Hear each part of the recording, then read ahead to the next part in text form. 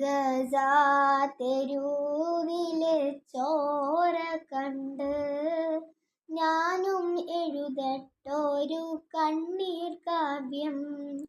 പിഞ്ചോമന മക്കളെ ചോരക്കായി ദാഹിച്ചാലയുന്ന ചെന്നായ്ക്കൂട്ടം. മരിച്ചത് ഞാനല്ല, നീയാണ് മുസ്ലിമേ. ഫാസിസ് തടവറയായി അടിമയായി നിൽപ്പോ നീ.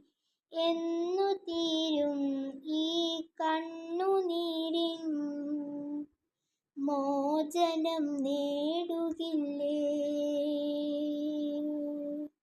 ഫലസ്തീൻ ചിരിയെന്നത് കാണാൻ കിനാവല്ല, അറബിപ്പൊൻ വിളയുന്ന കാലം വരുന്നുണ്ട്.